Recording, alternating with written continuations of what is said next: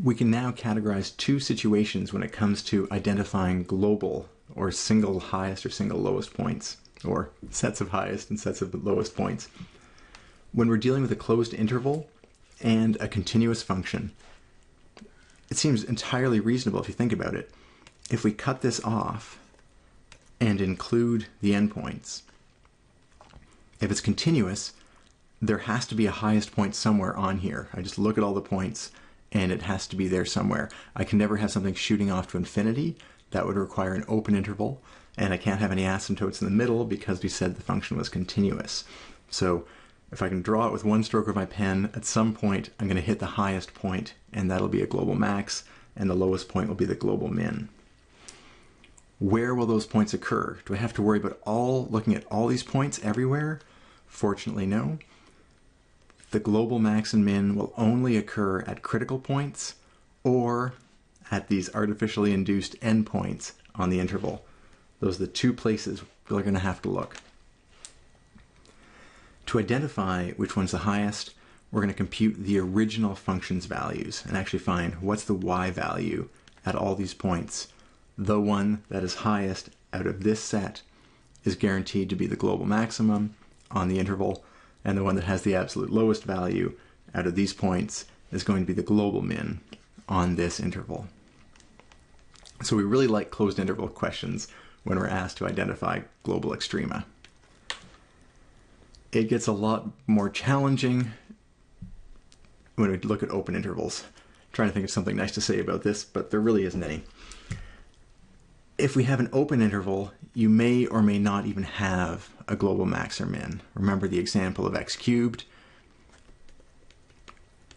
That function goes down towards negative infinity, up towards positive infinity. There's no stopping place where it hits a max or a min. So we may or may not have extrema in a function when we're talking about open intervals. If we cut even x cubed off to make a closed interval, then we've got global optima, but not if we leave it open. Once we get into this open domain, it actually requires some careful arguing. Unlike the closed domain, turning back one page for a second, here it's very simple. If you have a continuous function on a closed interval, you will have a global max and a global min. Done. Here, because it may or may not have one, proving that what you do find is a global max or min can be a bit complicated. We're not going to stress this a lot in the course. It's worth noticing some of the arguments as they go by, though. What we typically would look for is what happens to the function as it approaches the endpoints of the interval, if it's an open interval, or plus and minus infinity if the interval's the entire real line. And the more common case for optimization, if there's only one critical point and you have, say, negative derivatives, then zero, then positive derivatives on the entire interval, then there's no way for the function to ever go back down, and what you've identified would be a global minimum with that kind of argument, or possibly a global maximum if you had things going the other direction. If there's a single critical point, you can make a pretty clear argument easily. If there's multiple critical points, it gets more challenging. In general, this will be the most common case. We'll see other situations as they arise and deal with them as they come up.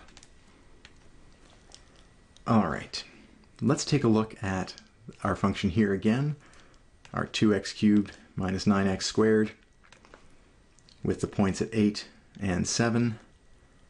In fact, if you think back to a few examples ago, we actually computed or demonstrated that this function has no global max and no global min. Why? Because the limit as x goes to infinity of this function is positive infinity. In other words, the graph keeps going up and up and up, so there's no single highest y value. And if we go in the other direction, the limit as x goes towards negative infinity, it's going to go down towards negative infinity because the x cubed will keep the same sign, and so no single lowest point on the graph. And on this side, no single highest point on the graph. And that indicates no global max or min.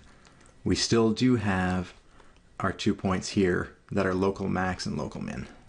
But that's all they are, is relative to their neighbors. They're the highest or lowest, but not relative to the function as a whole.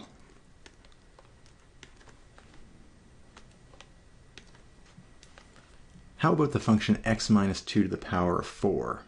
This is again defined everywhere, so we have the domain over all real numbers, pardon me.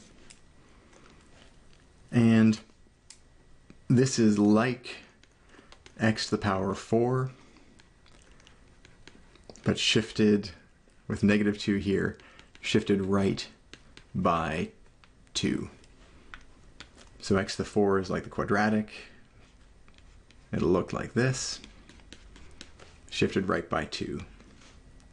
And this function here would have a global min at x equals 0. X equals 2, sorry. Now, that's great if you're inspired and know what this function looks like. How could we prove that more strategically or more formulaically? Well, what we could do is we could have found the critical points, and that requires setting the derivative equal to 0, which is 4x minus 2 cubed. Force that to be equal to 0. So we'd have x minus 2 cubed equals 0, and the only way for that to happen is x is equal to 2. Take the cube root of both sides. That is the only critical point. Now here comes the argument side. It's closely related to the first derivative test, but it's a little more refined than that, because we're actually going to make a statement that f prime of x is less than 0. So f prime of x is here, is less than 0 for all x less than 2. What are we saying here? On this interval, the function is always decreasing. So the function decreases from minus infinity up to 2. Minus infinity up to x equals 2. Likewise, the derivative is positive for all x values greater than 2. So the function is increasing from x equals 2 out towards infinity. Well, if we have a local min at the bottom here, and the function is always going up afterwards, and it was always coming down before that point, then we can make a pretty clear argument that x equals 2 is both a local first derivative test and a global minimum of our function. And that's the kind of argument we would make on this open interval question here. We can also tell pretty easily that the function has no global max because of the formula here. If we take x bigger and bigger to the power 4, it's going to shoot off towards positive infinity, so there's no global max because f of x heads towards infinity as x approaches infinity as well. So there is a global minimum at x equals 2 and no global maximum for this function.